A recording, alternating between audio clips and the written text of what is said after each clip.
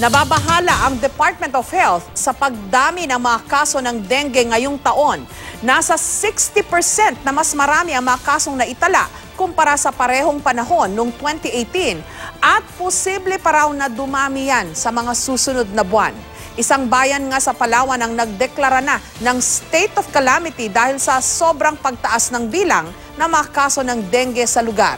Live mula sa Quezon City, may report si Chino Gaston. Chino? Jessica, sa kabila ng kontrobersya at takot na dulot ng isinagawang investigation sa Dengvaxia vaccine at ang naging epekto nito sa napakaraming ating mga kababayan na nabigyan ng nasabing bakuna, walang sinisisi ang Department of Health sa ditong biglang pagtaas ng bilang ng mga cases ng dengue at sinasabi nilang ito'y isang natural phenomenon lamang na pwede nating bantayan at pangalagaan pero wala talagang magagawa at walang pwedeng sisihin sa ngayon. Martes pa nakakonfine ang dalagitang si Meg sa San Lazaro Hospital dahil sa mataas na lagnat at pagbagsak ng blood platelet count sanhi ng dengue. Dumugo rin daw ang kanyang ilong at sumakit ang ulo dahil marami-rami na rin ang nagkakadengue sa kanilang lugar sa Barrio Roja sa Tondo. Agad na siyang isinugod ng mga kaanak sa ospital. Marami na bang nagkakadengue? Meron din, oo. Sinasabing dahilan bakit dumadami yung dengue? Sa lamok daw. Marami ba lamok? Siguro sa mga naipon na mga may tubig. Sa San Lazaro Hospital, 500 pasyente ang nagamot na sa dengue ngayong taon. We only have 10 cases of dengue. So wala pa tayong nakikitang upsurge as of today. Sa datos ng DOH, Enero hanggang Pebrero, 36,664 na ang bilang ng dengue infection sa bansa kumpara sa 21,961 sa kaparehong panahon noong isang taon. Higit kumulang 60% ang itinaas ng dengue cases at maaring tataas pa sa mga darating na buwan, bagay na ikinababahala ng DOH. Nangunguna sa dami ng dengue cases ang Region 7, National Capital Region, Caraga at Region 4A. 9,437 o 26% ng mga nagka-dengue ay mga bata edad 5 hanggang 9 na taong gulang.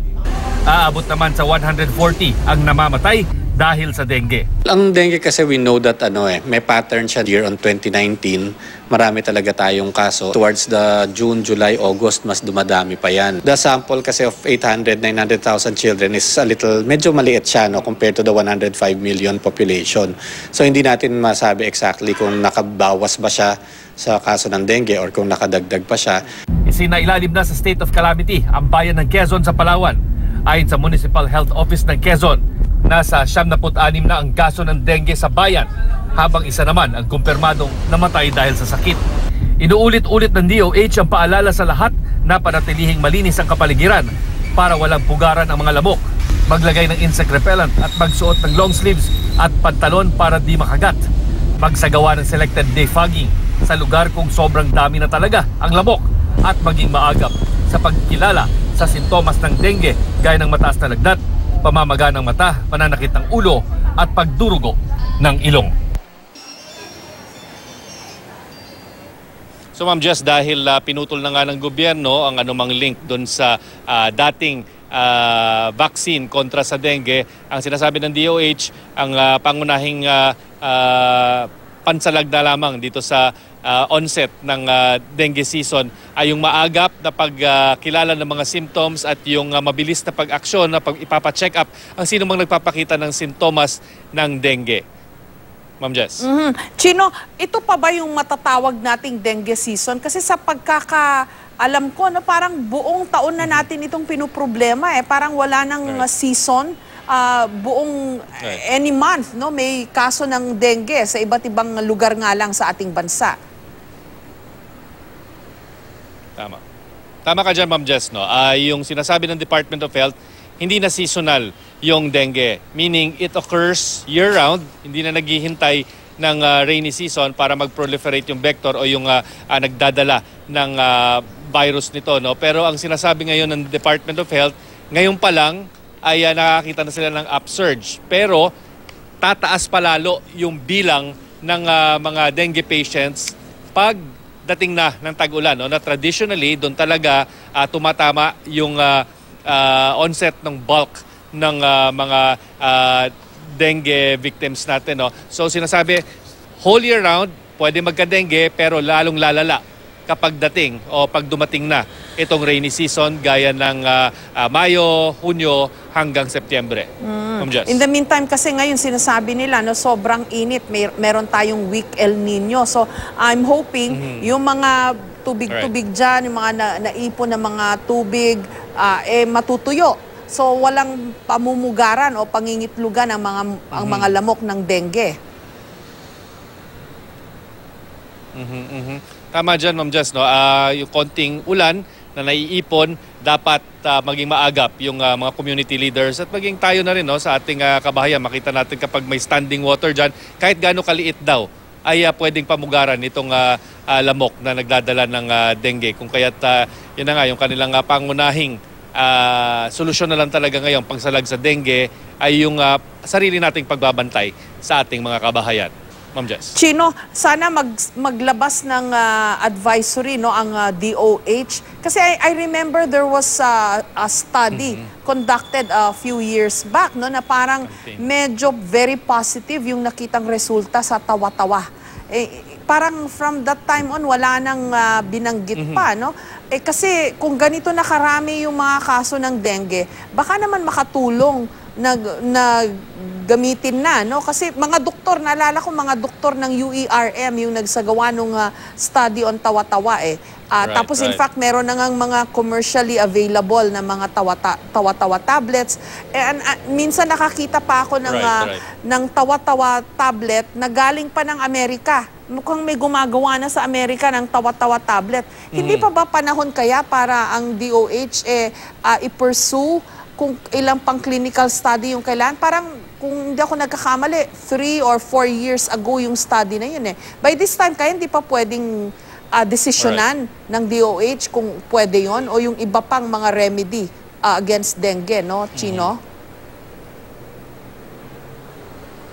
From what I know, Ma'am Jess, personally, may kilala tayong mga taong nag-apply sa Food and Drug Administration na ipapatent or iparegister itong kanilang produkto based on tawa-tawa na pansalag, no? Actually, hindi pansalag pang-minimize ng epekto ng dengue doon sa mga nagka-contract na ng nasabing disease. Pero ang DOH, although sinasabi nila offhand na yes, nakakatulong yung mga traditional medicine gaya yung herbal medicine na gaya ng tawa-tawa na matagal na rin ginagamit para sa mga dengue patients. Wala talagang study na pwedeng i-endorse na ang Department of Health na sasabihin may efficacy no or merong epekto na matindi itong tawa-tawa products dito sa ating mga pasyenteng nagkakaroon ng dengue. Pero tama ka dyan, Ma'am Jess, no? Madami ng mga, ang kanilang claim na lang, no? Ang label na lang na binibigay sa kanila, tawa-tawa na mga products or tablets, pero parang food supplement ang lumalabas. No? Pero alam naman ng mga taong bumibili nun na yun talaga ay either tea or tablets para pang-kontra at i-minimize yung epekto ng dengue doon sa mga nag-contract na ng sakit na ito. Okay, kailangan din paalala natin, Chino, no, sa mga magulang yung symptom at saka karamihan kasi pagka may lagnat ang bata, pinapainom ng aspirin o paracetamol ba? Kung di ako nagkakamali ang mga bata. Pero hindi yata dapat pagka may dengue, di ba? Ano ba yung sinasabi nga ng DOH? I think kailangan natin ulitin, Chino? Right. Ang sinasabi ng DOH when it comes to dengue, dapat maagap tayo dun sa aksyon at pagpapacheck up ng bata. No? So, ang usual daw kasi na mga nangyayari, kung kaya't nadidisgrasya or lumalala itong mga patients na pwede naman sanang maagapan sa hospital at nagkakaroon ng severe form of dengue, yung fatal form ng dengue, yung nagkakaroon ng dengue shock syndrome, ay dahil napapabayaan, dahil ang tingin ng mga magulang, una, ito'y ordinaryong lagnat lamang. So ulitin natin, yung sinasabi ng DOH, no, there's very little to differentiate between yung taong may sakit na normal fever, trangkaso, at yung nagkaroon na ng dengue. So dapat, pag meron na, lalo na ngayon, na medyo tumataas yung bilang ng mga dengue patients ay dapat i-assume na natin na meron dengue at ipacheck ka agad. So ilan sa mga sintomas na sinasabi ng DOH, yung paulit-ulit o pabalik-balik na mataas na lagnat na hindi naman bumababa kahit na binibigyan ng gamot, yung pananakit ng ulo, maaring posibleng pamamaga ng mata, pananakit ng tiyan at pagdurugo ng ilong, no? So wag baliwalain daw yung pag nosebleed ng isang taong mataas ang fever at agad itong ipacheck dahil maaring sintomas na ito ng dengue. Okay. Maraming salamat sa iyo, Chino Gaston.